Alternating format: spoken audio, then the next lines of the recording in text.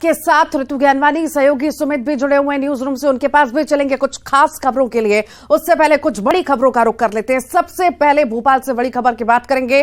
भाजपा नेताओं की गुटबाजी को लेकर एक्शन मोड में है पार्टी। सांसद केपी यादव को फटकार लगाई गई है। इमरती देवी को भी तलब किया गया है। भाजपा में नेताओं की बयानबाजी को लेकर पार्टी सख्ती के मूड में है। सागर के कुछ नेताओं के खिलाफ कार्रवाई होगी। सागर महापौर के पति सुशील तिवारी को नोटिस दिया जा चुका है। बीजेपी प्रदेश अध्यक्ष के खिलाफ पोस्ट करने पर पार्टी ने ये नोटिस दिया है।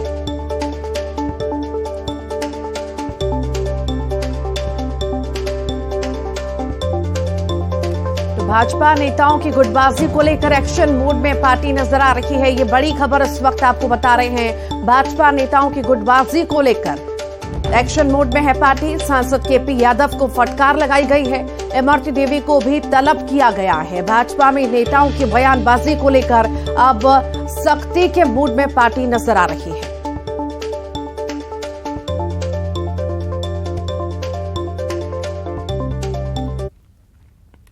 सागर के सांसद राज बहादुर सिंह का बड़ा बयान आया है। बीजेपी सांसद राज बहादुर सिंह ने बड़ा बयान दिया। मंत्री गोविंद सिंह राजपूत के साथ आए कार्यकर्ताओं पर निशाना साधा। बिना नाम लिए कांग्रेस से आने वाले लोगों पर निशाना उनके द्वारा साधा गया है। कुछ लोग बाहर से पार्टी में आ गए, उनके कारण स्थिति बिगड़ी है। जो नए आए उन्होंने बीजेपी कैडर को नहीं समझा। 2-3 दिन में सब ठीक हो जाएगा। संगठन सब समझ रहा है। वीडी शर्मा को 25 से ज्यादा गुटबाजी फैलाने वाले समर्थकों के नाम की सूची दी है। इनके खिलाफ कार्रवाई जरूरी है। ये सब इस प्रकार की चीजें, और एक हमारे भारतीय जनता पार्टी में एक प्लेटफॉर्म है। आपको कुछ भी करना है, किसी के खिलाफ भी कोई भी आपके मन में है, तो संगठन ही सर्वोच्च है हमारे यहाँ। तो संगठन से आप बातचीत करना चाहिए।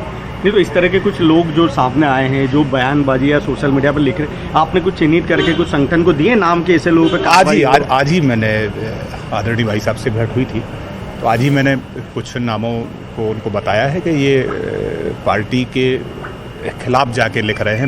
हमारे संगठन के जो प्रमुख लोग हैं उनके खिलाफ लिख रहे हैं, और ऐसे वही सब लोग हैं जो जिनकी एंट्री अभी 1-2 साल के भीतर, मतलब बाहरी मुख्यतः वही हैं जो बाहर से आयात जिनका हुआ है। तो ये माना जाए कि बाहर से जो आयात हुआ है, जिसका आप भी कह रहे हैं, तो इसके कारण भारतीय जनता पार्टी का जो मूल कैडर था, क्या वो बदल गया, और क्या उसके एंट्री हो जाने से कांग्रेसी कैडर कभी नहीं बदल सकता। भारतीय जनता पार्टी का जो मूल कार्यकर्ता है वो कभी पार्टी के खिलाफ नहीं जा सकता।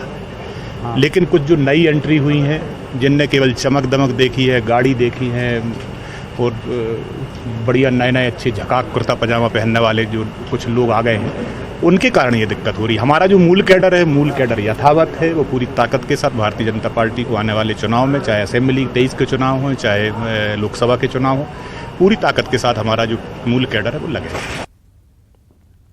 और इसी पर ज्यादा जानकारी के लिए शैलेंद्र चौहान हमारे साथ जुड़ गए हैं। शैलेंद्र, गुटबाजी बीजेपी में नजर आ रही है और कहीं ना कहीं खलबली मची हुई है। अब हम देख रहे हैं कि किस तरह नेताओं को चेतावनी दी जा रही है, और इसी बीच बयानबाजी खत्म नहीं हो रही है। सागर से सांसद कह रहे हैं, निशाना साध रहे हैं, और गोविंद सिंह राजपूत के साथ आए कार्यकर्ताओं पर उन्होंने साफ तौर से निशाना साधा है। तो कहीं ना कहीं ये माने कि अब इतनी चेतावनी देने के बाद भी ये चुप होने का नाम नहीं ले रहे। देखिए, भाजपा में जो लगातार बयानबाजी सामने आ रही थी, उसके बाद भाजपा आज से डैमेज कंट्रोल की स्थिति में नजर आ रही है। और भाजपा ने उन तमाम नेताओं को तलब किया है, जैसे कि जो केपी यादव सांसद है उन्हें तलब किया था। उन्हें कहा गया है कि इस तरह की बयानबाजी नहीं होना चाहिए। उन्हें राष्ट्रीय सह संगठन महामंत्री जो शिव प्रकाश खुद अपने साथ लेकर गए, उन्हें समझाई दी। उसके अलावा सांसद सागर के से जो सांसद राज बहादुर, आज वो भी भोपाल में थे प्रदेश कार्यालय, उन्होंने तो आज सीधे तौर पर ऐसे लोगों के नाम सूची प्रदेश अध्यक्ष को दिए जिन लोगों के लगातार बयान आ रहे थे, और जो लोग सागर में उस विधानसभा में और लोकसभा में अलग अलग सोशल मीडिया पर पोस्ट डाल रहे हैं, और ये ज्यादातर समर्थक मंत्री गोविंद सिंह राजपूत से जुड़े हुए बताए गए हैं। तो जब हमने सांसद से बात की कि आखिर क्या किस तरह की चीजें हो रही है और वहां किस तरह ये लोग पार्टी को में गुटबाजी को बढ़ावा दे रहे, तो उन्होंने साफ तौर पर कहा कि जो बाहरी लोग आए 1-2 साल में, मतलब ये सीधा निशाना मंत्री गोविंद सिंह राजपूत पर साधा बोला है और सीधा कहा है कि ये दो दिन में जो बयानबाजी आई है और सोशल मीडिया पर पोस्ट आई है, इस सब के पीछे सागर के एक मंत्री ही हैं। उन्होंने हालांकि मंत्री का नाम नहीं लिया, लेकिन इन्होंने इशारों में ये कह भी दिया कि 1-2 साल से आए हुए कार्यकर्ता इस तरह की पोस्ट कर रहे हैं और उन्होंने 25 से ज्यादा ऐसे नामों की सूची भी सौंपी है और कहा है कि इन सब के खिलाफ सख्त एक्शन लेना चाहिए। तो अभी हमारी भाजपा के सूत्रों से बात हुई तो भाजपा ने ये साफ कर दिया है कि ऐसे किसी भी कार्यकर्ता को इस तरह की बयानबाजी करने पर अब छोड़ा नहीं जाएगा, उनके खिलाफ सख्त एक्शन होगी। जिस तरह से पार्टी लाइन से बाहर होकर शैलेंद्र पार्टी लाइन से बाहर होकर बयानबाजी कर रहे हैं, गुटबाजी नजर आ रही है, तो जिस तरह से केपी यादव ने भी कई सारे बयान दिए, इमरती देवी ने भी कल बयान दिया था, तो अब अगर नहीं माना गया तो कार्रवाई हो सकती है। जी बिल्कुल, अब इन सबके खिलाफ एक्शन होगी। पार्टी ने साफ शब्दों में चेता दिया है कि अब कुछ भी हो जाए इस तरह की बयानबाजी बर्दाश्त नहीं की जाएगी और इमरती देवी को भी तलब किया गया है। इसके अलावा और इस तरह के जिनके भी बयान आ रहे हैं या सोशल मीडिया पर भी जो इस तरह की पोस्ट डाल रहा है, उन सभी नेताओं की सूची भी बनाई जा रही है और यहाँ तक कि उनके समर्थक कार्यकर्ताओं तक की सूची बनाई जा रही है और इनके खिलाफ जल्द ही कुछ दिनों में ही बड़ा एक्शन देखने को मिलेगा। क्या माने आखिर किस तरह से बीजेपी ये डैमेज कंट्रोल करेगी? जो नाराजगी नेताओं के अंदर है, जो पहले के नेता एग्जिस्टिंग हैं, वो कैसे आखिर शांत होंगे और ये बयानबाजी बंद करेंगे? रणनीति क्योंकि बहुत जल्दी तैयार करनी पड़ेगी बीजेपी को, चुनाव नजदीक है। हाँ, देखिए आज प्रदेश के सभी प्रमुख बड़े नेता आज बैठे थे और सुबह इन लोगों के बीच इसी मुद्दों पर चर्चा हुई है और भाजपा इस पूरे डैमेज कंट्रोल को करने की कवायद में तेजी से जुट गई है और सीनियर लीडर्स को भी कह दिया गया है कि वो अपने अपने समर्थकों को समझाइश दें कि अब किसी भी तरह की बयानबाजी सामने नहीं आनी चाहिए। तो सभी जो भी बड़े गुट हैं, बड़े नेता हैं, अब वैसे भाजपा की अनुशासित पार्टी है, यहाँ पर गुटबाजी इस तरह कभी सामने नहीं आती है, लेकिन जिस तरह से कुछ दिनों में कांग्रेस से आए हैं, यहाँ पर भाजपा में जुड़े हुए नेता हैं, कार्यकर्ता हैं, तो कहीं ना कहीं एक ये बात आ रही है कि भाजपा के जो मूल कार्यकर्ता है वो बोलते हैं कि बाहरी यहाँ पर आकर पार्टी को समझ नहीं पा रहे हैं और उनकी निष्ठा पार्टी से ज्यादा कुछ व्यक्ति विशेष नेताओं में। तो अब इस सब के लिए सभी सीनियर लीडर्स बैठे हैं और अभी फिर इनकी बैठकें होगी और उन सभी सीनियर लीडर्स को समझाइश दी जाएगी और वो भी नीचे तक अपने कार्यकर्ताओं को मैसेज देंगे कि आगे से इस तरह का कोई भी बयान नहीं आना चाहिए। जो प्रेशर आ रहा है बीजेपी के ऊपर, जिस तरह का प्रेशर चाहे सिंधिया समर्थकों का हो या जो पहले से नेता थे उनका जो प्रेशर आ रहा है, क्या लगता है बहुत जल्दी हमें संगठन में बदलाव देखने को मिलेगा? क्योंकि 19-20 से कुछ बदलाव नहीं हुआ है, तो जल्द ऐसी कोई तस्वीर? हाँ, देखिए प्रदेश संगठन की टीम तो पहले से ही बनी हुई है और अभी ये जरूर है कि कुछ दिनों से इस तरह की अटकलें जोरों से लगाई जा रही है और चल रही है कि कोई बड़ा बदलाव होने वाला, लेकिन अभी हमने सभी बड़ी नेताओं से बात की तो किसी ने भी इसे किसी भी तरह के बड़े बदलाव से साफ इनकार किया है। ये जरूर है, कहा जा रहा है कि कुछ जो छोटे कार्यकर्ता हैं या जो समर्थक हैं उन लोगों को कहीं किसी जगह एडजस्ट किया जा सकता है, लेकिन कोई भी किसी तरह का बड़ा बदलाव फिलहाल होता हुआ तो नहीं दिखाई दे रहा है। ठीक, बहुत बहुत शुक्रिया शैलेंद्र जानकारी को साझा करने के लिए। गुजरात के सूरत में धीरेन्द्र शास्त्री का बड़ा बयान आया है। भारत को हिंदू राष्ट्र घोषित कर देना चाहिए। लंका जाने पर हनुमान का भी विरोध हुआ था। मैं किसी पार्टी का नहीं हूं, मैं हनुमान जी की पार्टी का हूं। सरकार को लगा सनातन विरोध ताकतें साजिश कर रही हैं, इसीलिए मुझे सुरक्षा दी।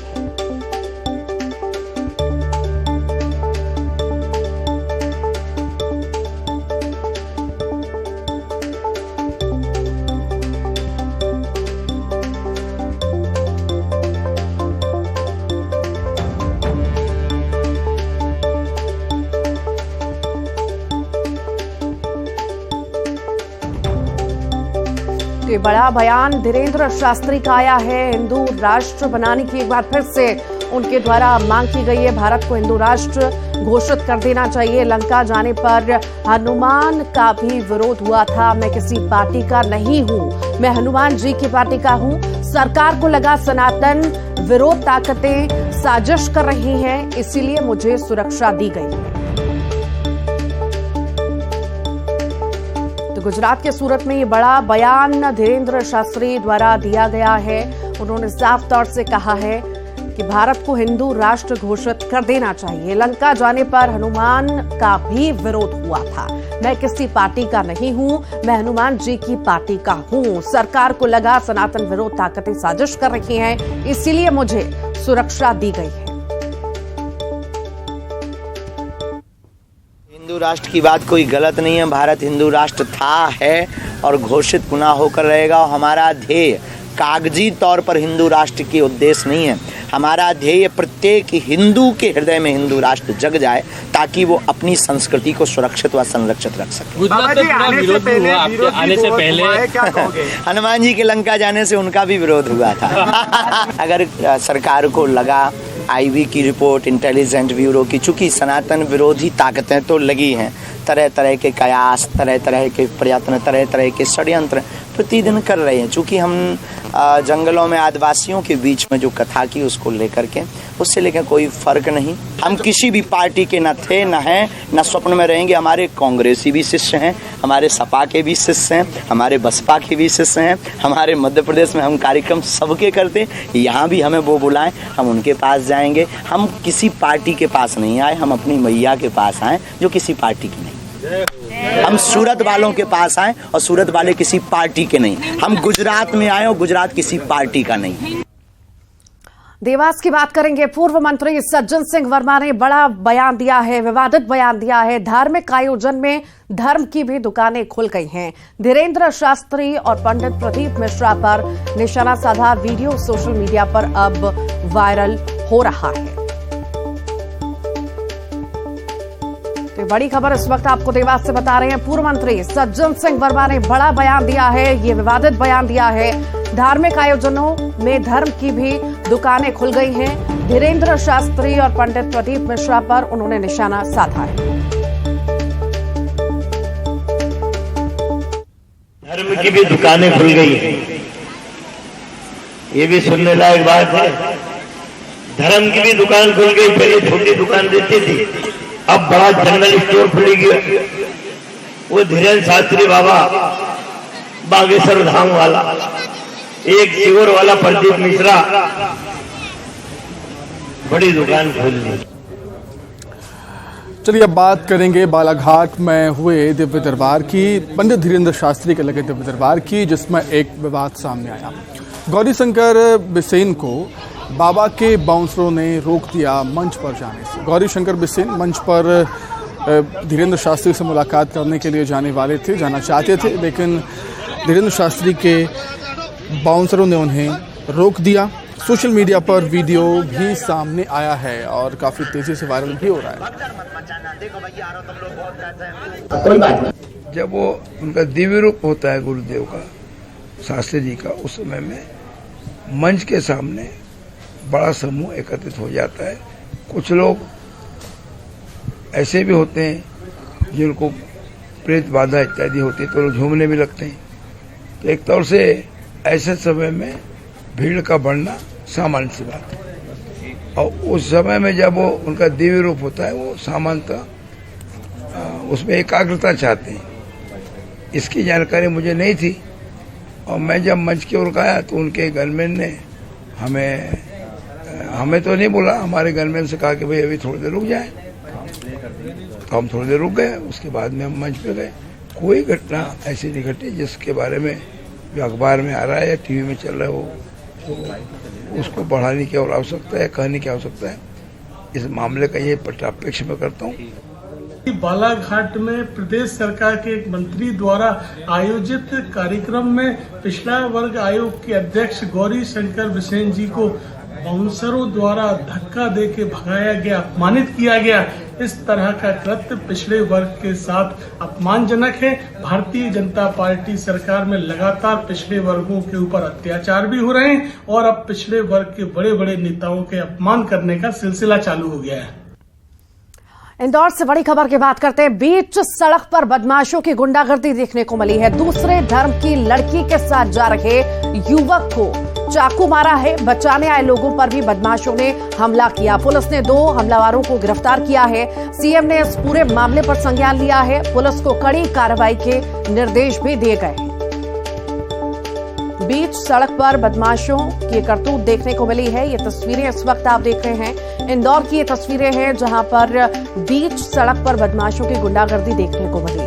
दूसरे धर्म की लड़की के साथ जा रहे युवक को चाकू मारा गया है। बचाने आए लोगों पर भी बदमाशों ने हमला किया। धर्म विशेष के लड़कों पर चाकू मारने का कोशिश की गई है। इस पूरे मामले में संज्ञान सीएम द्वारा लिया गया है।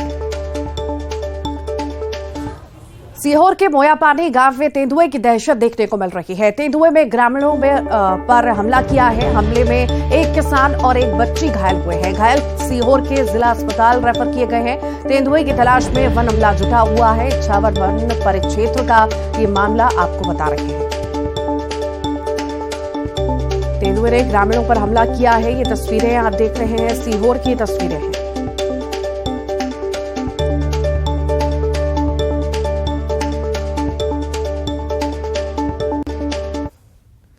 खरगोन से बड़ी खबर की बात करेंगे। ग्रामीणों के हमले से तेंदुए की मौत हुई है। एक व्यक्ति पर तेंदुए ने हमला किया। उमेश डावर नाम के शख्स पर हमला किया गया। गुस्साए ग्रामीणों ने पत्थर लाठी डंडों से हमला बोला। ग्रामीणों ने हमला कर तेंदुए की जान ले ली। वन विभाग की टीम मौके पर पहुंची है। जरनिया थाना क्षेत्र के नानकोड़ी चैनपुर की यह घटना आपको बता रही है।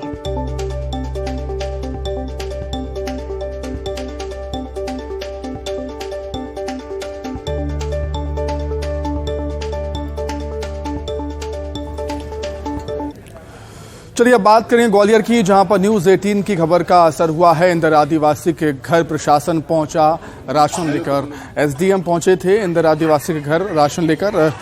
120 किलो गेहूं, चावल, दाल, तेल, शक्कर लेकर एसडीएम पहुंचे। जय आरोग्य अस्पताल में चल रहा है इंदर आदिवासी का इलाज और सीएम की पत्नी साधना सिंह ने इंदर को भर्ती करवाया था। न्यूज 18 ने इंदर की हालत की खबर को प्रमुखता से दिखाया और प्रशासन जल्द ही इंदर सिंह और उसके भाई को आवासीय पट्टे भी देगा। और तीनों के हमने जो है जो मुख्यमंत्री पट्टे की जिसको पाता है उसको तो मिलनी ही चाहिए। कई बार उसको प्रायोरिटी पे लेने से जल्दी हो जाता है, यही मसला है। इसी प्रकार से राशन की पाता तो उस परिवार को है ही, बस ये है कि आगे का राशन थोड़ा एडवांस उसको दे दिया गया, अतिरिक्त दे दिया गया, ताकि अभी वो कष्ट की घड़ी में है और शायद अभी घर जाने में उसको वक्त लगे, इसलिए ये सारी व्यवस्थाएं की गई। और इसके अलावा भी जो कोई आवश्यकता उसको लगेगी वो करेंगे। और डॉक्टर्स भी अच्छा इलाज कर रहे हैं, मैं खुद भी देखने गया था और लगातार टच में और जो मदद लगे वो करने की।